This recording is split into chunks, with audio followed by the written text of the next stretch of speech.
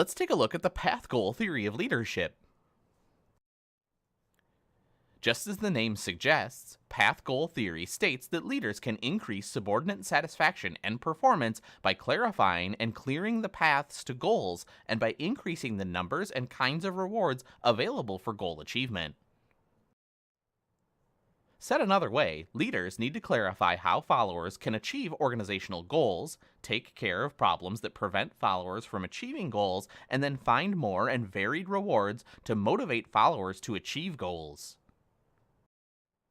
Leaders must meet two conditions for path clarification, path clearing, and rewards to increase followers' motivation and effort. First, leader behavior must be a source of immediate or future satisfaction for followers. The things you do as a leader either please your followers today or lead to activities or rewards that will satisfy them in the future.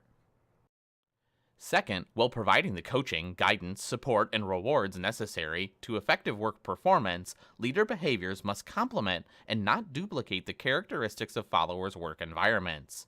Thus, leader behaviors must offer something unique and valuable to followers beyond what they're already experiencing as they do their jobs or what they can already do for themselves. In contrast to Fiedler's contingency theory, path goal theory assumes that leaders can change and adapt their leadership styles. This exhibit illustrates the process, showing that leaders change and adapt their leadership styles contingent on their subordinates or the environments in which those subordinates work.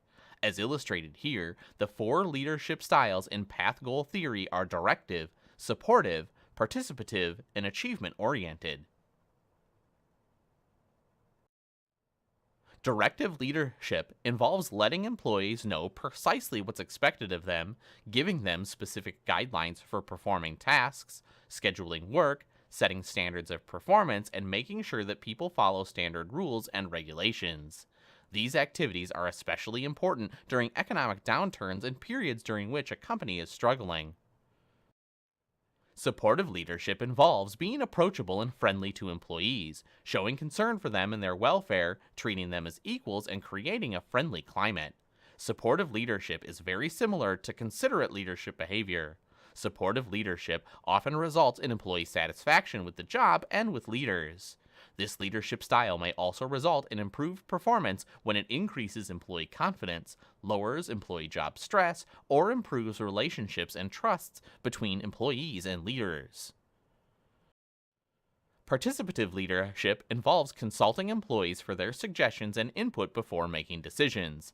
Participation in decision-making should help followers understand which goals are most important and clarify the paths to accomplishing them.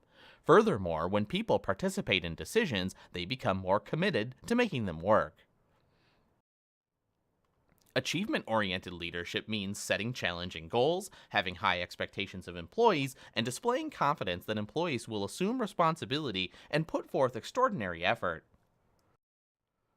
Path goal theory specifies that leader behavior should be adapted to subordinate characteristics. The theory identifies three kinds of subordinate contingencies: perceived ability, experience, and locus of control. Perceived ability is simply how much ability subordinates believe they have for doing their jobs well. Subordinates who perceive that they have a great deal of ability will be dissatisfied with directive leadership behaviors. Experienced employees are likely to react in a similar way. Because they already know how to do their jobs, or perceive that they do, they don't need or want close supervision. By contrast, subordinates with little experience or little perceived ability will welcome directive leadership. Locus of control is a personality measure that indicates the extent to which people believe that they have control over what happens to them in life. Internals believe that what happens to them, good or bad, is largely a result of their choices and actions. Externals, on the other hand, believe that what happens to them is caused by external forces beyond their control. Accordingly, externals are much more comfortable with a directive leadership style, whereas internals greatly prefer a participatory leadership style because they like to have a say in what goes on at work. Formal authority systems is an organization's set of procedures, rules, and policies. When the formal authority system is unclear, directive leadership complements the situation by reducing uncertainty and increasing clarity. But when the formal authority system is clear, directive leadership is redundant and should not be used. Primary work group refers to the amount of work-oriented participation or emotional support that's provided by an employee's immediate work group.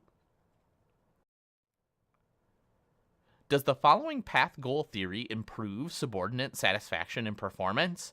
Preliminary evidence suggests that it does.